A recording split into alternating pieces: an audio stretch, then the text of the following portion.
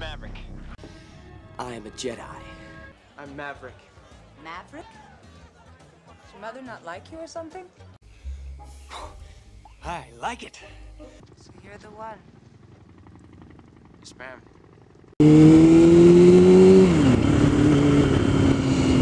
And so is marked the triumphant return of the Bloggy as more than just a sound recorder. A few reasons for this. While the Drift that I bought does have the nice 170-degree field of view, it always comes across to me as a bit off in terms of the color that it displays. It's not the Drift's fault, it's I just bought the wrong Drift for what I wanted. I bought the cheap one. I bought the X170 instead of the HD or the Stealth or something like that. So I put the Bloggy back on to video, and we'll see how it goes. I've made a little mount for it inside my helmet so that hopefully it doesn't shake around too much. I remember seeing a shake dilution setting somewhere,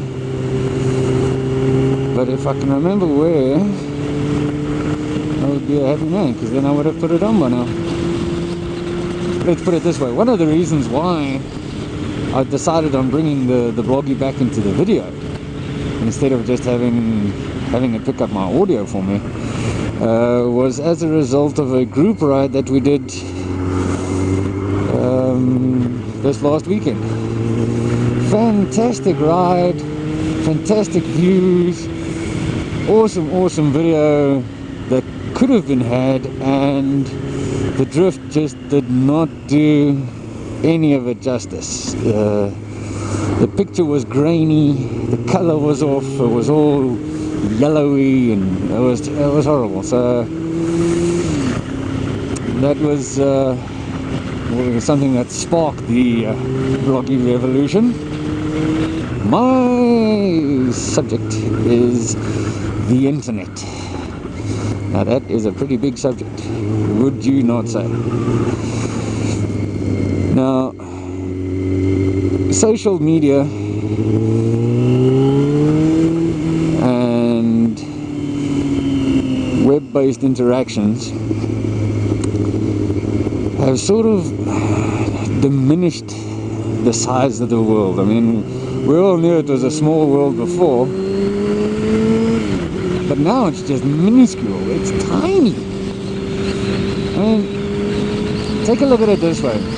On my Facebook, I only accept friend requests from people who I have interacted with in some way, shape or form, you know. Be it now chatting on YouTube or on Motovlog or on the game forums, being in the same field as you or as them or whatever, you know.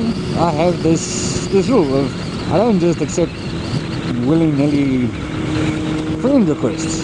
I don't like the ninja friend requests. So imagine my surprise when I do get a friend invitation, you know, or a request, a friend request, on something like Facebook or on my Google Plus circles and whatever,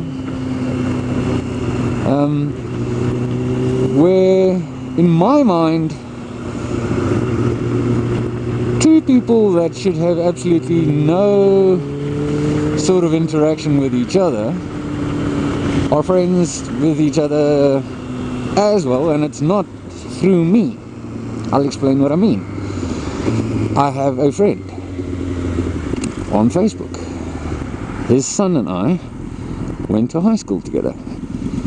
His son now stays in Vancouver. Now,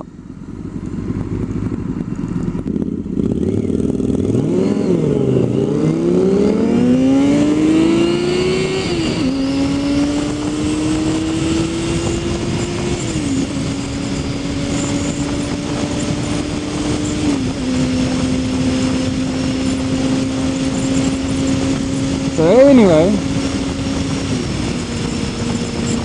as I was saying, this friend of mine lives in, whose son lives in Vancouver.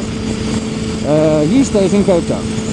Right, Cape Town's 1,000 km south of here, and yet he is friends with a guy that does my taxes.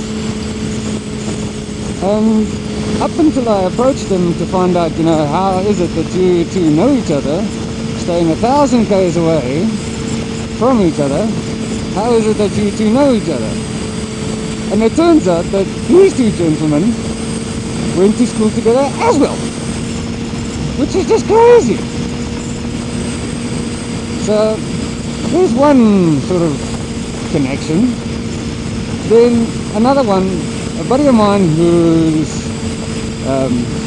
father used to be my flight instructor when I was a teenager.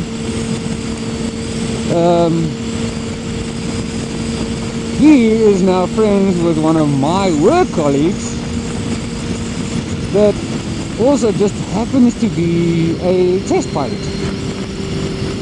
So, I mean, that's crazy, right? I mean, the guy never went into aviation for himself. We both sort of washed out of flying. Me for naughty reasons, he for anger management reasons. But the fact is, neither one of us actually completed our flight school, and yet he is still friends with a guy who is a test pilot of experimental aircraft, light aircraft. So yeah, Facebook and Twitter and Google Circles and Google Plus and all the rest of it, they have made my world very tiny. Now, as a result of that, people in mystical faraway lands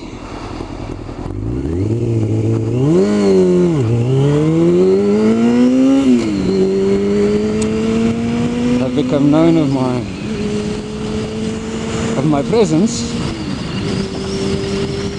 and as such have made things available to me that otherwise wouldn't have been available to me, and therefore I say thank you to the geniuses at Google, at Facebook. So yeah, while people like to blame social media, the internet, and all these newfangled gadgets for stalkers and psychos and all those things, I think you really got to look at it as saying it's not the internet that made them, it's not violent games that made these people, it's not horror movies that made them psycho. They were always psycho, it's nice to blame somebody else or something else. I mean, why should we take responsibility for our own actions when a tool, which is all that the internet really is, it's a tool. It is a tool to connect me to people across the world. It is a tool for gathering and disseminating information. And it pisses me off when people tell me that they were killed by a drill. The drill did not kill you.